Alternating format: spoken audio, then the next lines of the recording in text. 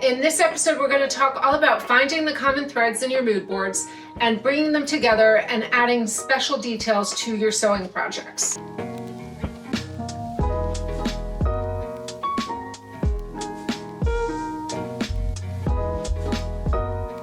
Hi everyone, and welcome back to Sew Pomona. I'm Rebecca and I'm so glad you're here. We're on to the fourth episode in planning and sewing your seasonal wardrobe, and today we're talking all about those extra details that really take your sewing up a level. If you're new here and you missed the earlier episodes, they'll be linked below in the description, and I have an entire playlist organizing them together. So in the last episode, we talked all about mood boards. Once you have your mood board complete, you can move on to this step where we're deciding what kind of details and finishes we want to add to our projects. In this episode, we're going to talk all about finding the common threads in your mood boards and bringing them together and adding special details to your sewing projects. So I have my mood boards all up and ready. I showed you them in the last episode, and today we're talking about the finishing details. So what I do is I will look at my mood boards and I will discover the common themes in each of them. Once you have them laid out, this is really easy to find. I've got color themes going on. I've got my color palette, which we'll go into later, but I've got these rust reds and brick reds. I've got some browns. I've got this pale slate blue. I've got a deeper dark blue. I've got a Breton stripe. I've got some texture with wool. I have some silkier pieces in here. I have some embroidery details, and these are the kind of themes that you're going to determine from your own mood board. So look for the colors, textures, finishes, what kind of silhouettes you're loving. Like I'm seeing in a lot of these, I'm seeing a fitted pant with a straight but wider leg. I'm seeing continuing button details, which I had in my last fall collection. Very streamlined silhouettes, but I've also got some pattern mixing going on. I've got some embroidery details. I've got some very neutral colors that I don't usually work with, but I was really drawn to this season. So what you're gonna do now is focus on the details. Now, I like to try out 1 to 3 new details to add to my sewing projects. So today I am wearing a piece that I made a few months ago. This is in that Poppies print that was so popular. The fabric is from Stone Mountain & Daughter. And so this is a vintage sewing pattern. I'm gonna link it below in the description. I have no idea what number it is off the top of my head. But it's got these nice set-in pockets, and I really love this collar. But the detail I focused on for this project was doing these rouleau button tabs. So they've just got a very pretty set-in loop on each button, and then they've got a placket underneath so that you don't have anything shown through when they're buttoned because of the gap that they create. So this was the detail that I really wanted to focus on with this make, because from a distance it looks deceptively simple, but it's got a lot of elevated details to this pattern. It's got the fisheye darts, it's got bust darts, it's got some shoulder darts, and it's got some really nice shaping. So this is the kind of thing I look to in my sewing to really step up my game each year. Now, I don't do this for every piece I sew, but I like to pick 1 or 2 each season to really focus on my sewing skills and learn something new with a project.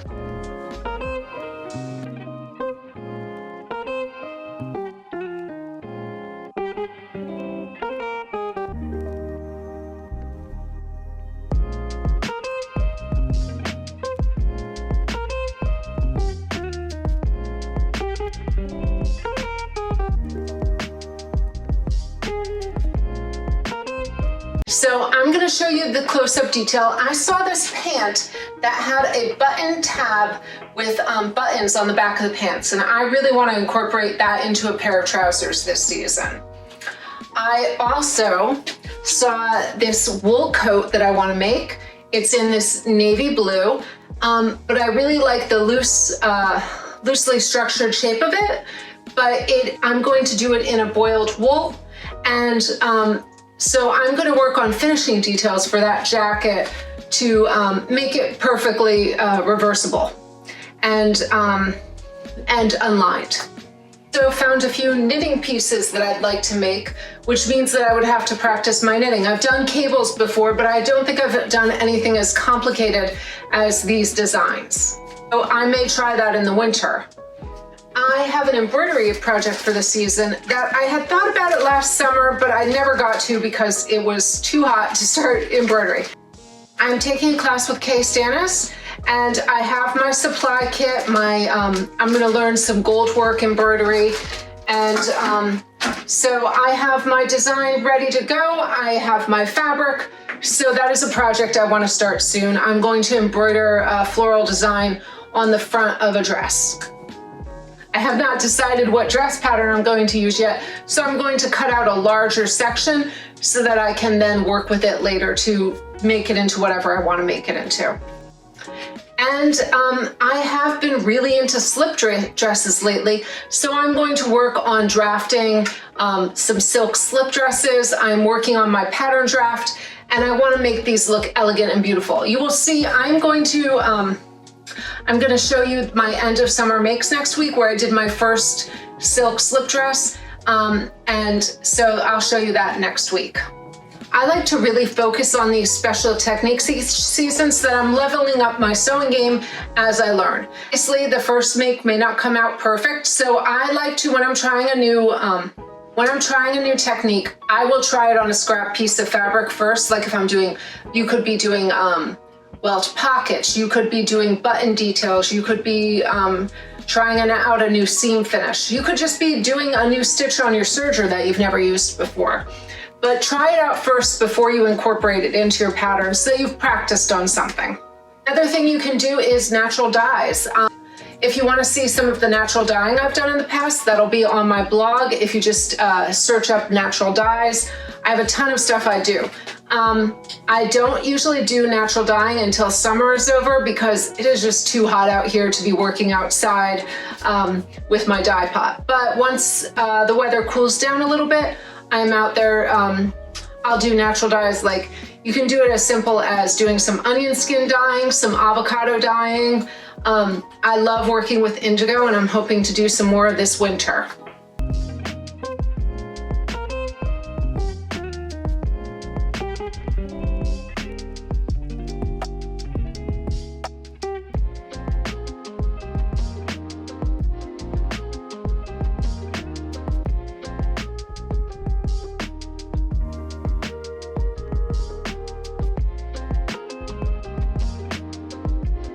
I do still have a few embroidery tutorials on this channel if you want to go back and look at them, but I love adding a touch of an elevated embellishment to my sewing. Not everything, because I'm kind of a basics girl. I'm not going to be wearing head to toe embroidery as much as I love it.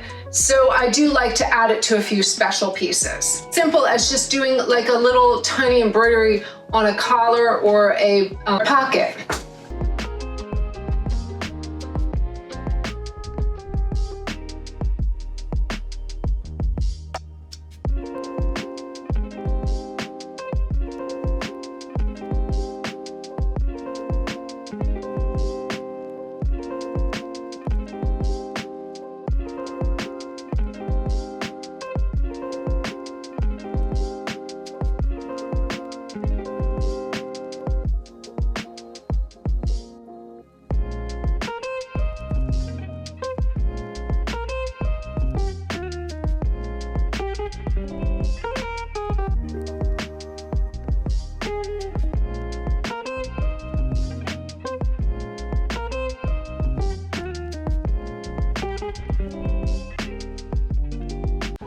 Another thing you can focus on are pleating darts, any other technique like that where you're adding some shaping and structure to your sewing patterns. Look for patterns that you may have in your stash that have interesting details. I have an Anna Sweet pattern that I am thinking about sewing up this season, and this has some pleated details that look really interesting to me, so I'm hoping to give this one a try. I also have this LB Textiles, this Davis crossbody vest that I really want to make this season. It's just something different that I've never made before, And I don't know if it'll be my style, but I do want to try out something new each season, regardless of if it's in my own style, just to give something new a try. And what I'm thinking of doing with that is making a dress shirt and then making a matching vest so that it looks like it goes together. So I have a lot of books that I use for inspiration when I'm doing this. I have a couture sewing book by Claire Schaefer. She is great if you are looking to level up your hand sewing techniques, your pieces. This book has a lot of great techniques if you're looking for something to learn. She has buttonhole techniques, tailoring techniques for patch pockets, interfaced hems, darts and sleeves, tailoring techniques for trousers, and all about garment construction in general.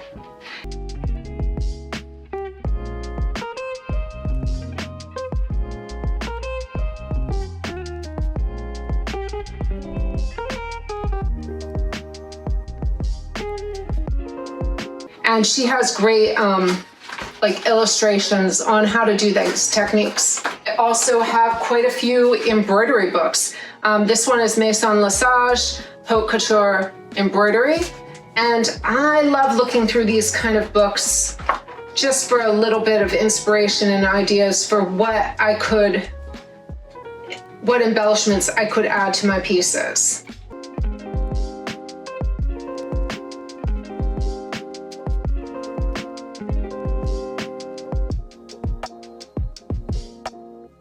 And it doesn't have to be the super dramatic piece. It can be something very tiny and simple, just a simple design. Maybe only do one of these, not a whole gown of them. Their favorite embroidery books is this fashion embroidery, embroidery techniques and inspiration for haute couture clothing.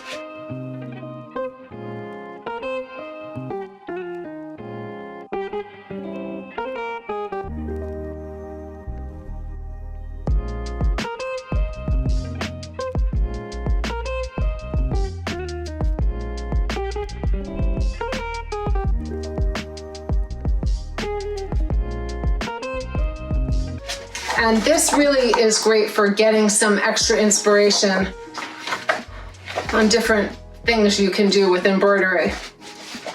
I also have a huge selection of natural dye books. If you're interested in that, I have more over on my blog. If you go to my sustainable sewing section, I have my links to my Pinterest boards that are related to that. Threads magazine is a great source for ideas. Each month they have fabulous, each month there's a lot of inspiration. I know I just had the fall issue and it had some great wardrobe planning for fall. But this one is their designer techniques issue, which I believe you can still buy on the website. And this one has it has couture sewing lessons from Chanel, Dior, YSL, Armani, and Vianney. It's got beautiful details you can add.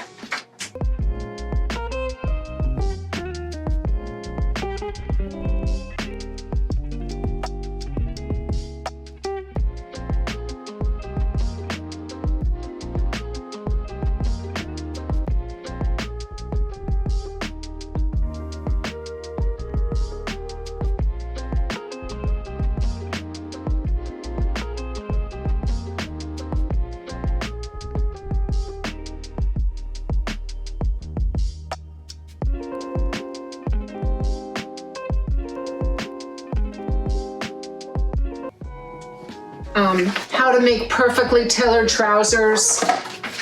And I will link below in the description. I have a board on Pinterest that is all sewing details and construction details, just different ideas that I'm thinking of that look really interesting. Different pleating, darts, all kinds of, from the simple to the very complex. So if you want to check that out, that link will be below in the description.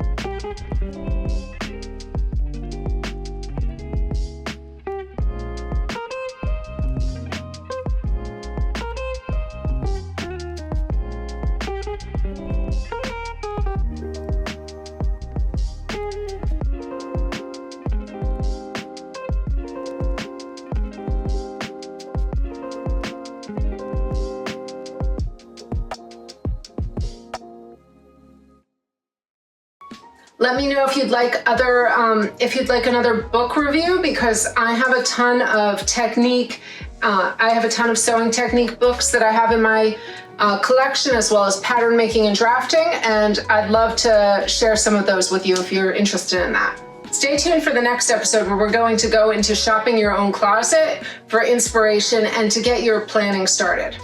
Going through your closet each season is a great idea. You want to see what you have and if there's any pieces missing that would make the perfect look. So my suggestion is to pick just a few of these techniques. You don't want to overwhelm yourself, and you can always add more as you go in the season. Adding these elevated details to your makes really will level up your sewing game, and it will also make your pieces beautiful and different. One of the things I love about sewing is that I can add creative darts and shaping to my makes, as well as adding those embellishments and extra details. What is one sewing detail or technique that you'd like to try this season? Let me know in the comments and let's start a chat. Thanks so much for joining me today, and until next time, happy sewing.